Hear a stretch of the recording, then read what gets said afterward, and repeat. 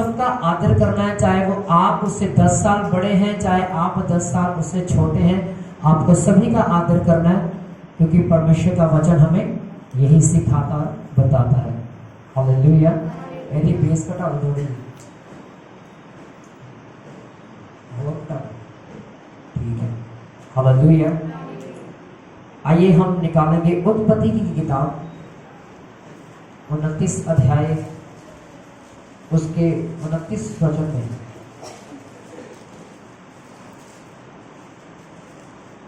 लबान ने अपनी बेटी रहेल, हाँ पढ़ना नहीं, हालेलुया। मैं आपसे कुछ बातें पहले करना चाहता हूँ, काउंसलिंग आपको देना चाहता हूँ, ताकि आप समझ आओ मैं कहना क्या चाहता हूँ। हमने पहले ये देखा और सुना है कि हमें सबका आदर करना है, हमें किसी को तुच्छ नहीं जानना, क्योंकि परमेश्वर का वचन कहता हम सब मसीह के अंग हैं। यदि एक व्यक्ति कहता कि यार ये बेकार है, क्या है, यदि कोई व्यक्ति कहता यार ये बेकार है, ये है, ये वो है, तो इसका मतलब है आप किसी और को नहीं, आप मसीह की देह को बुरा बोल रहे हैं। हालेलुया। क्यों? क्योंकि हम सब मसीह के क्या हैं? हालेलुया। हम सब मसीह की देह है, उसके अंग हैं। हालेलुया। वचन कहता है कि परमेश्वर ने बहुत सारे वायदे हमारी जिंदगी में किए हैं। आपको पता है एक वायदा वो आपके उठने से पहले, उठने के बाद आपसे रोज करता है। बाइबल में लिखा वो बात उसने 365 बार कही है, क्योंकि साल में 365 दिन होते हैं, और उसने 365 बार उत्पत्ति से लेकर प्रकाशित वाक्य तक लिखा, तू चिंता ना कर मैं तेरे साथ हूं। ये बात 365 बार बाइबल में लिखी है। क्यों? क्योंकि साल में कितने दिन है? 365। हालेलुया। वो हर दिन हमें कहता है कि तू आज की चिंता ना कर, तो कल की चिंता ना कर, अपने फ्यूचर की चिंता ना कर, मैं तेरा परमेश्वर हवा तेरे साथ हूं। हालेलुया। बाइबल में एक यीशु मसीह ने बहुत अच्छी एग्जांपल दी। गौरैयों को कितने लोग जानते हैं? गौरैया, उसका मतलब पता क्या आता है? चिड़िया। क्या होता है? चिड़िया। बाइबल में लिखा, यीशु मसीह ने कहा गौर से उन गौरैयों को देखो, ना तो वो बोती हैं ना ही वो काटते। आपने देखा कि किसी चिड़ी को अपने यहाँ पे कंधे पे हल रखा और खेत को जा रही है? आपने देखा कभी किसी चींटी को वो दांत में हंसुआ पकड़, हाथ में उसने हंसुआ पकड़ा हुआ और वो काटने के लिए जा रही है फसल? नहीं। बाइबल कहती है, यीशु ने कहा ध्यान से देखो उन गौरैयों को, उन चिड़ियों को, ना तो वह बोती है ना ही वह काटती है, फिर भी तुम्हारा स्वर्गीय पिता उन्हें खाने के लिए देता है, उन्हें भूखा मरने नहीं देता, उन्हें एक भी दिन भूखा सोने नहीं देता। हालेलुया। तो बाइबल में लिखा, यीशु ने कहा तुम उन गौरैयों से बढ़कर। चिड़ियों को कहा यीशु मसीह ने कि मैंने तेरे लिए जान दी है। क्या तोते को बोला है कभी? शेर को बोला है? जानवर को किसी को बोला है? पक्षी को? नहीं, उसने आपको बोला है। यदि वो चिड़ियों की इतनी मदद करता है, चिड़ियों की रखवाली करता है, और जिसने आपके लिए जान दी है, चिड़ियों के लिए जान नहीं दी है, तो वो आपको कैसे भूखा सोने देगा? वो कैसे आपको अकेला छोड़ देगा? जो चिड़ियों को नहीं छोड़ता, वो आपको कैसे अकेला छोड़ देगा, जबकि उसने आपके लिए अपना प्राण दिया है। और वही कहता कि चिंता ना कर मैं तेरे साथ हूं। अगर आप यहोशू की किताब को पढ़ोगे तो उसके 2 अध्याय में लिखा, 1 अध्याय में लिखा कि जैसे मैं मूसा के संग था वैसे मैं तेरे संग चलूंगा। हालेलुया। किसके संग? तेरे संग चलूंगा। फिर आगे लिखा, यदि तू आज्ञाकारी होकर मेरी माने तो मैं तेरे अंदर से सब रोगों को निकाल कर फेंक दूंगा। हालेलुया। हालेलुया। आप समझ पा रहे हैं? सो हमें चिंता नहीं करनी, हम कल क्या खाएंगे, आज क्या पहनेंगे, कल क्या होगा, आने वाला समय कैसा होगा, हमें किसी भी बात की फिक्र करने की जरूरत नहीं है। क्यों? क्योंकि परमेश्वर यहोवा का वचन कहता तुम उन गौरैयों से बढ़कर हो, जिसके लिए मैंने जान नहीं दी मैं उनको भी खिलाता हूं, पर जिसके लिए मैंने जान दी है उसको क्यों ना खिलाऊंगा। हालेलुया। सो आज से चिंता नहीं करनी किसी भी बात की, उसका वायदा है तो ना डर ना खौफ खा, मैं हर समय हर घड़ी तेरे संग हूं और तेरी अगुवाई करूंगा। हालेलुया। फिर आगे पता क्या कहता, हम अब पढ़ेंगे 29 को, उत्पत्ति की किताब उसके 29 अध्याय को।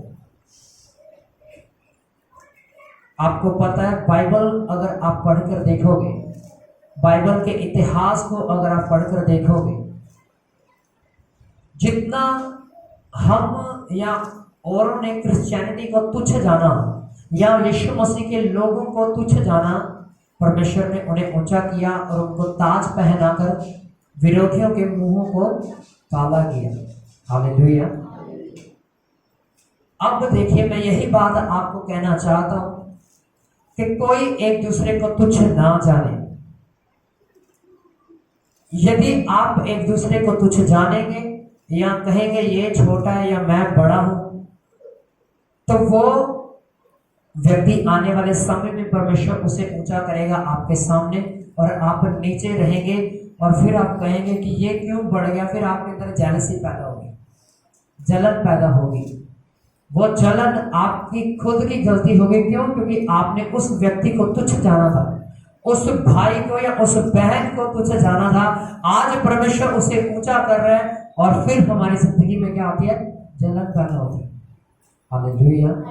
एक बात याद रखें, बाइबल में लिखा, मैंने एक बार प्रचार भी किया था इस बात के ऊपर कि यदि आप अपना स्थान थाम कर नहीं रखेंगे, आपके स्थान पर आपसे 100 गुना बेहतर आकर बैठ जाएगा और फिर आप देखोगे यार ये कब हटेगा। फिर वो हटने वाला नहीं है, वो बढ़ता ही चला जाएगा। हालेलुया। इसीलिए कभी किसी को तुच्छ ना जानो, कभी किसी को छोटा ना समझो कि मैं बहुत ज्ञानी हूं, मेरे पास बहुत ज्ञान है, ये तो तुच्छ है। पर परमेश्वर का वचन कहता, जितनों की नजरों में लोगों ने ये जाना कि यार ये तुच्छ है, परमेश्वर ने उसे पकड़ा, अपना सेवक होने के लिए चुना और उसे ऊंचा किया। आज मैं ऐसी ही एक स्टोरी आपको बताऊंगा। याकूब जो अपने भाई का औधा लेकर, अपने भाई का स्थान लेकर अपने मामा लाबान के घर भाग गया, धोखे के साथ उसने उसका हक लिया और फिर जब उसका भाई एसाव उसे मारने पर था, तब उसकी मां ने, रिबिका ने बताया कि तेरा बड़ा भाई तुझे मारना चाहता है, ऐसा कर तो भाग जा यहाँ से, इस देश से। वो निकल गया। बाइबल में लिखा कि वो अपने मामा के घर पे चला गया, लाबान के घर पे गया और वहां पर रहने लगा। वहां पर उसे उसकी बेटियां एक बेटी बहुत पसंद आई और बाइबल कहती है एक का नाम था लिया और एक का नाम था राहेल। क्या नाम था? एक का नाम था लिया, दूसरा का नाम राहेल। राखेल नहीं, राहेल। हालेलुया। राहेल था उसका नाम। मैं आपके लिए पढ़ता हूं 29 को। यहां पर लिखा, लाबान ने अपनी बेटी राहेल की दासी होने के लिए अपनी दासी बिल्हा को दिया। तब याकूब राहेल के पास भी गया। उसकी प्रीति लिया से अधिक उसी पर हुई। उसने लाबान के साथ रहकर 7 वर्ष और उसकी सेवा की। आपको पता है याकूब धोखा देकर अपने भाई को लाबान के घर में गया। हमने वचन सुना ना कि जो हम बोते हैं वही काटते हैं। सुना कि नहीं सुना? ऐसा तो नहीं होता आम का पेड़ लगाया तो केले आ गए, होता है ऐसा?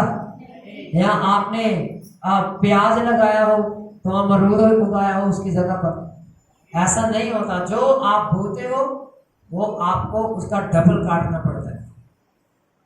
अब यही बात सेम यहां पर याकूब के साथ हुई।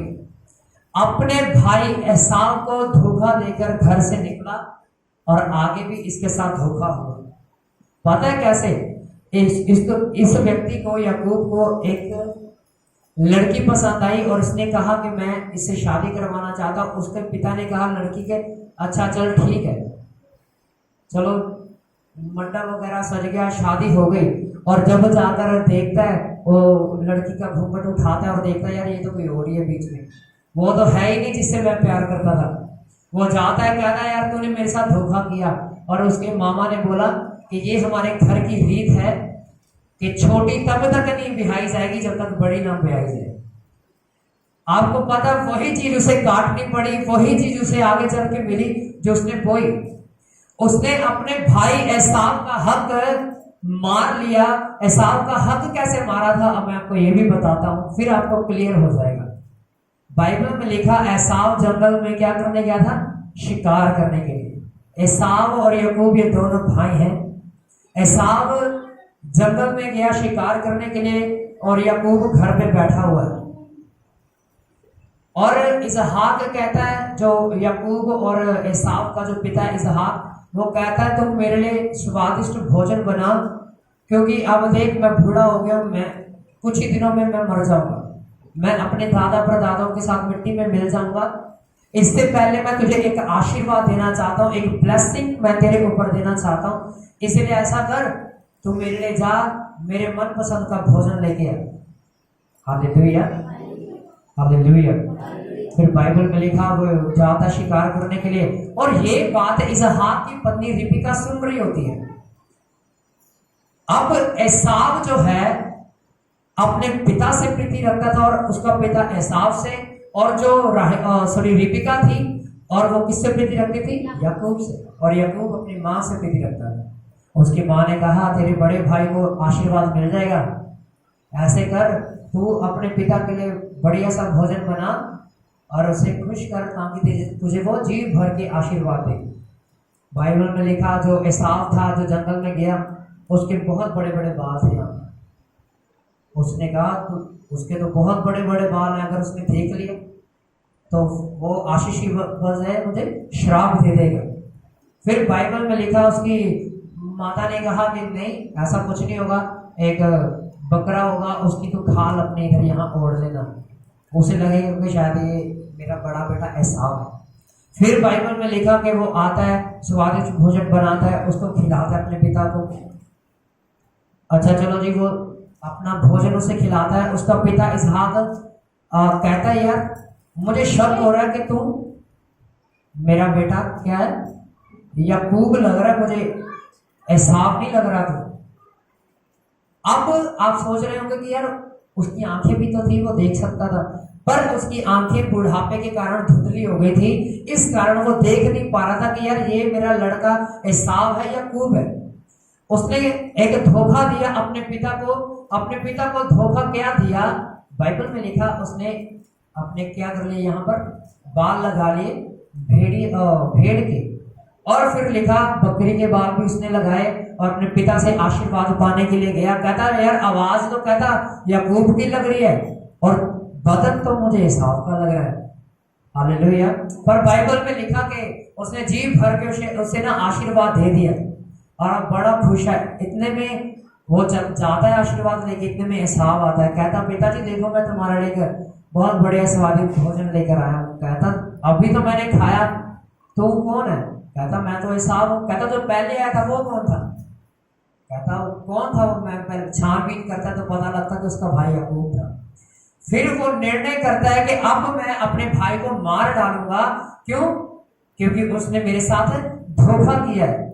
फिर बाइबल कहती है इस बात को रिबका जानती है, और जब उसे पता लगता है कि हाँ अब एसाव जो है अपने भाई छोटे भाई याकूब को मारने पर है, वो क्या कहती तो अपने मामा के घर पे भाग जा, मेरे भाई के घर पे चला जा, तेरी जान बच जाएगी। और भाग जाता है, वहां पे 7 वर्ष की गुलामी करता है। 7 वर्ष की गुलामी के बाद बाइबल कहती है उसे एक उसकी लड़की पसंद आती है जिसका नाम था राहेल।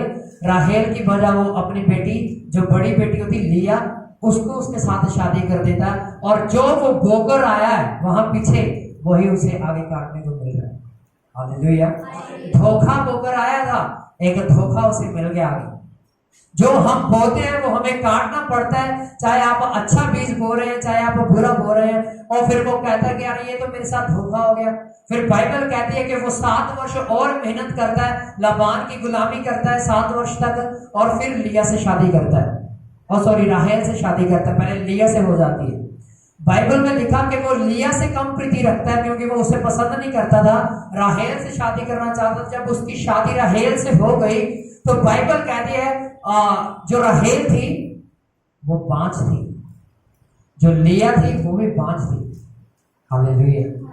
और बाइबल कहती है लिया ने दुहाई दी, किस बात को देखकर कि मेरा पति मेरे से प्यार नहीं करता, मेरी छोटी बहन से बहुत प्यार करता है। फिर बाइबल कहती है उसको चिल्लाई वो परमेश्वर के सामने, परमेश्वर ने उसकी बांझ को खोल दिया और वो बच्चा जन्मने पर थी।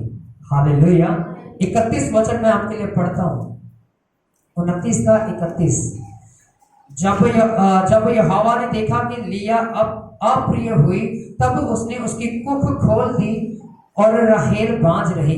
लिया गर्भवती हुई, उसके पुत्र उत्पन्न हुआ, उसने यह कहकर उसका नाम रूबेन रखा, यहोवा ने मेरे दुख पर दृष्टि की, अब मेरा पति मुझसे प्रीति रखेगा। हालेलुया। आपको पता है जो याकूब था वो लिया को तुच्छ जानता था, वो लिया से कम प्यार करता था, वो लिया को अप्रिय जानता था और अपनी जो दूसरी जो उसकी वाइफ थी जिसे वो प्यार करता था राहेल, उससे अधिक प्यार किया करता था, वो अधिक उसके पास जाया करता था और लिया के पास नहीं जाता था। बाइबल में लिखा यहोवा के सामने उसने दुहाई दी, दुहाई देने के बाद बाइबल में लिखा जो उसकी कुख बांझ थी वो परमेश्वर ने खोल दी। Hallelujah, hallelujah. आपको पता है परमेश्वर ने लिया का सिर ऊंचा किया, क्यों? क्योंकि उसका पति उसे तुच्छ जानता था, उसका पति उसे छोटा जानता था, अप्रिय उसे जानता था, उसे प्यार नहीं करता था। ऐसे ही आज हर एक विश्वासी की जिंदगी में होता है, जब हम एक दूसरे को तुच्छ जानते हैं, परमेश्वर उस व्यक्ति को जिसे आप तुच्छ जानते हो आपकी नजरों में ऊंचा कर देता है। फिर आप देखते हो कि यार ये क्या हो गया। राहेल भी ऐसी देख रही थी कि यार अब मैं तो बांझ रह गई, ये तो बांझपन इसका टूट गया। परमेश्वर ने अपनी दया की दृष्टि इसके ऊपर की और ये गर्भवती हुई। और फिर बाइबल कहती है कि राहेल जो थी उससे जेलसी करती थी। फिर बाइबल में लिखा जब वो भी रोई, रो रो कर चिल्ला चिल्ला कर परमेश्वर की दुहाई दी, तब तो परमेश्वर ने उसकी भी सुधी दी और उसकी भी सुधी। हालेलुया। परमेश्वर ने लिया के सिर को ऊंचा किया राहेल के सामने, जिसे हम आज तुझे जानते हैं। अगर आप आज भी उसे तुझे जानते रहेंगे, परमेश्वर आपके स्थान पर उसे खड़ा कर देगा और आपको नीचा कर देगा। Hallelujah, hallelujah. इसीलिए बाइबल में लिखा, परमेश्वर का वचन कहता, मत्ती 11:29 में लिखा, मुझसे सीखो मैं मन में दीन और नम्र हूं। क्या? दीन और नम्र हूं। तुम हर एक व्यक्ति का, जो तुम्हारा चाहे भाई है, चाहे तुम्हारा वो कजन है, चाहे वो तुम्हारा सगा भाई है, चाहे वो तुम्हारा रियल ब्रदर है, चाहे वो तुम्हारा वो कजन ब्रदर है, चाहे वो तुम्हारी बहन सौतेली है, चाहे वो तुम्हारे खून में की है, पर बाइबल में लिखा यदि तुम उसे तुच्छ जानोगे तो परमेश्वर उससे छोटा नहीं रहने देगा, परमेश्वर उसे ऊंचा करेगा और खड़ा करेगा और आपको तुच्छ जानेगा परमेश्वर। Hallelujah, hallelujah. आप समझ पा रहे हैं सभी इस बात को? हालेलुया। आपको पता है पुराने नियम में स्त्रियों को तुच्छ जाना जाता था। जो पुराना नियम है ना, उनमें स्त्रियों को तुच्छ जाना जाता था। पता है क्यों? आपको इतना पता है कि स्त्रियों को तुच्छ जाना जाता था? कितनों को पता है? कितनों को पता है? और ऊंचा उठाओ ना हाथ पूरा। मैं तो नहीं उठा सकता पंखे की वजह से, आप तो उठाओ पूरा से। ओके। क्यों? क्यों स्त्री को पुराने नियम में तुच्छ जाना जाता था?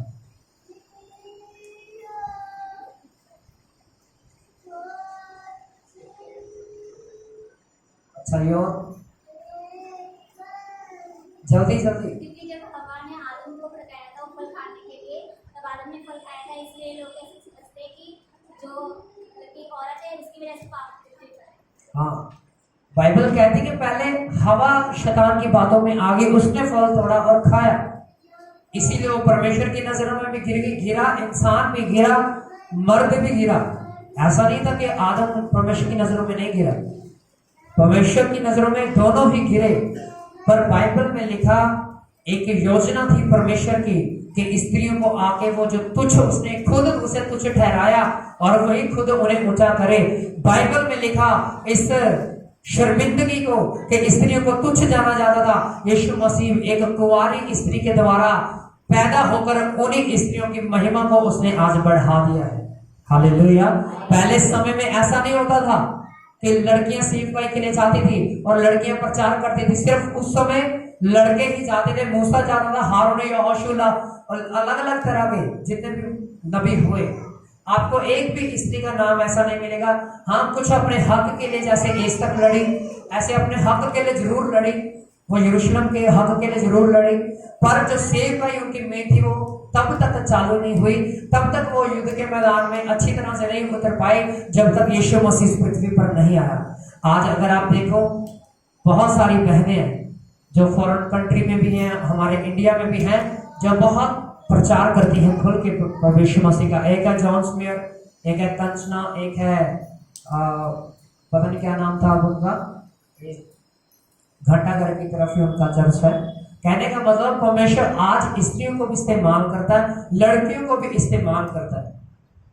परमेश्वर ने उस श्राप को, उस शर्मिंदगी को, जिन्हें लोग तुच्छ जाना करते थे, जिन्हें स्त्रियों को तुच्छ जाना करते थे, परमेश्वर ने उनकी महिमा को बढ़ाया एक कुंवारी स्त्री के द्वारा जन्म को लेकर।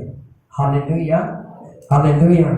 अगर आप उत्पत्ति 12 पढ़ो, एक बार मैं चाहता हूं कि आप उत्पत्ति 12 निकालिए सभी।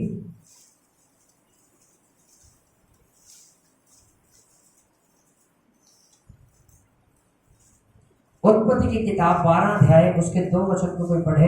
और मैं तुझसे एक बड़ी जाति बनाऊंगा और तुझे आशीष दूंगा और तेरा नाम महान करूंगा और तू आशीष का मूल हो। हालेलुया। कितने लोग हैं जो ये विश्वास करते हैं कि हम अब्राहम की संतान हैं, क्योंकि वो विश्वासियों को पिता है। क्या है? और उसका विश्वास उसके लिए धार्मिकता गिना गया और इसीलिए वो धर्मी भी ठहराया गया। अब ध्यान देने वाली बात यह है कि अब्राहम से जब परमेश्वर ने एक वाचा बांधी, उत्पत्ति की किताब 12 अध्याय 2 वचन में कहता है परमेश्वर से, मैं तुझसे एक बड़ी जाति बनाऊंगा, मैं तुझे आशीष दूंगा, तेरा नाम महान करूंगा, जो तुझे मैं तुझे आशीष का मूल, तू आशीष का मूल होगा, जो तुझे आशीर्वाद दे उन्हें मैं आशीष दूंगा, जो तुझे कोसे उसे मैं शाप दूंगा, भूमंडल के सारे कुल तेरे द्वारा आशीष पाएंगे। अब यहां पर लिखा कि मैं तुझे आशीष दूंगा, जो तुझे आशीष देंगे मैं उन्हें आशीष दूंगा, जो तुझे कोसेंगे मैं उन्हें श्राप दूंगा। अगर आप एक दूसरे को कोसते हो तो आप अपने ऊपर श्राप को लेकर आते हो। पता है क्यों? क्योंकि हम सब अब्राहम के वंश हैं। अगर आप यहां पर पढ़ो तो वहां पर लिखा कि जो तुझे आशीष दे मैं उसे क्या दूंगा? आशीष दूंगा, और जो कोई तुझे श्राप दे मैं उसे श्राप दूंगा। और जो कोई आपको आशीष देता है या आप किसी को आशीष देते हैं, परमेश्वर उस पर आशीष देता है। अगर आप किसी से बैर करेंगे, आप किसी को तुच्छ जानेंगे, परमेश्वर आपको तुच्छ जानेगा।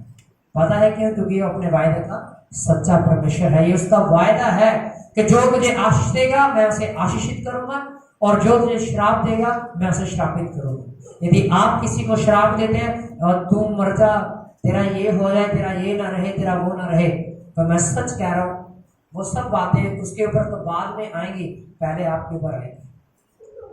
फिर आप कहोगे मैं तो बड़े अच्छे तरीके से जाता हूँ, चर्च भी जाता हूँ, हर रविवार प्रार्थना भी करता हूँ, फास्टिंग भी करता हूँ, पर जो आपका जुबान है, जो आपका मुंह है, वो आपके वश में नहीं है। आपका मुंह क्या आशीष देने के लिए खुलता है या सिर्फ श्राप देने के लिए खुलता है? यदि आज आप आशीष ही दे रहे हैं लोगों को, तो आने वाले समय में आप आशीष ही काटेंगे। यदि आज आप अपनी जिंदगी में लोगों को श्रापित कर रहे हो, लोगों को श्राप दे रहे हो, उन्हें कोसते हो, उन्हें गालियां देते हो, तो वो सब बातें बाइबल कहती 2 गुना होकर तेरी जिंदगी में आएंगी। हालेलुया। वो सब तुझे काटना पड़ेगा जो तूने बोया है। Hallelujah, hallelujah. क्यों? क्योंकि हम सब मसीह की देह हैं, और दूसरी बात हम सब अब्राहम की क्या है? वंश है, उसकी संतानें हैं। हालेलुया। तो आज से क्या करना है? श्राप देना सभी को। क्या देना है? सभी बोलो क्या देना है? और क्या देना है उन्हें? परमेश्वर के सुसमाचार का उन्हें प्रचार करना है। अच्छा, प्रचार से याद आया, कितने लोगों ने प्रचार किया था? 7 लोगों की बात हुई थी, 15 को छोड़ो, 15 बोला था रहने तो कोई नहीं, 7 को कितने लोगों ने प्रचार किया? 7 लोगों को उठाओ हाथ। एक भी नहीं। 6 को, 5 को कोई नहीं, 3 वाला भी कोई नहीं है। पूरे हफ्ते में किसी को प्रचार नहीं किया आपने? 2 वाले ऐसा हाथ उठाओ ना, पूरा ऊंचा उठाओ यार, क्या हो उठती नहीं है? हाँ ऐसे उठाओ पूरा। और 1 वाला, और बस 3 लोगों ने प्रचार किया। तो आप कैसे कहोगे कि हाँ, जब आपका न्याय हो रहा हो, आप कैसे कहोगे कि प्रभु देख ये वही रूह है जो मैंने इसको सुसमाचार प्रचार किया था? आप कैसे कहोगे परमेश्वर को? इसी चीज का हिसाब लेना है परमेश्वर ने, और किस चीज का लेना है? या आपके कामों का लेगा जो आपने काम किए, या वो कि आपने सुसमाचार को कितना फैलाया है? इसी बात का परमेश्वर न्याय करेगा उस दिन। हालेलुया। चलो अब मैं और घटा देता हूं, फिर अगली बार देखूंगा कि आप करके आते कि नहीं करके आते। तीसरी बार है ना, पहले 12 कहा था, फिर 7 कहा, और आज मैं आपको कहता हूं कि आप अगली बार जब आओगे तो 5 लोगों को प्रचार करके आओगे। हालेलुया। कितने लोगों को? ऐसे करो, ऐसे 5। कितने को? कितने लोग करेंगे प्रचार? पिछली बार भी हाथ उठाए थे आपने, पूरा उठाओ ना, ऊपर करेंगे हम। 5 लोगों को कितने लोग प्रचार कर सकते हैं? कुछ नहीं कहना उन्हें, जाके उनके खिलाफ नहीं बोलना, सिर्फ उन्हें यही तो बात कहनी है कि यीशु मसीह तेरे लिए आया, मेरे लिए आया, मारा गया, गाड़ा गया, मुर्दों में से तीसरे दिन जी उठा। और आप अपनी गवाही भी दे सकते हो वहां पर। हालेलुया। जब मैं किसी को सुसमाचार प्रचार करने के लिए जाता था या जाता हूँ, तो मैं पहले अपनी गवाही उन्हें बताता हूँ कि मेरी जिंदगी में मेरी गवाही क्या है, ताकि वो फेथ कर सके मेरी बात के ऊपर जो मैं बोलूंगा। हालेलुया। फिर उस समय उसको सुसमाचार प्रचार करते हैं। आप समझ पा रहे हैं? लिखा है, कितनों ने पॉइंट लिखे, बनाए? किसी ने पॉइंट बनाए? क्यों? कितने? खड़े होकर बताओ फिर सब। और कितनों ने लिखे? अच्छा पहले ये बताओ, कितने लोग लिख सकते हैं? लिख सकते हैं या समझ सकते हैं, पढ़ सकते हैं, लिख सकते हैं? तो आप क्यों नहीं लिख रहे? फिर आप फिर मुझे नहीं ये कहना कि हमारे लिए प्रार्थना कर दो, हमारी प्रार्थना नहीं बढ़ रही।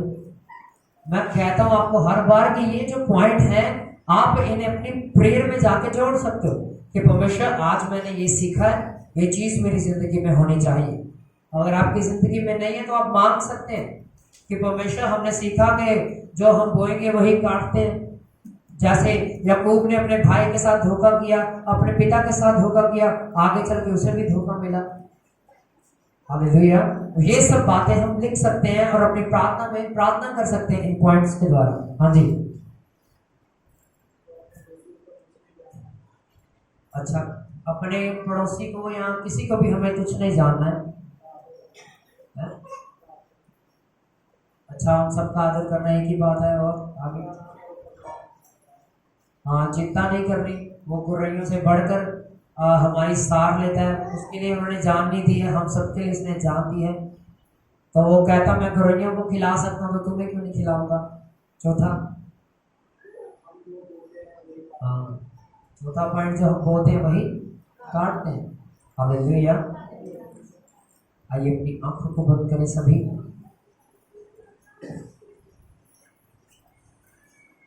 और जो आपने सुना और सीखा, इसके लिए प्रार्थना करें सभी अपनी आंखों को बंद करके। हालेलुया।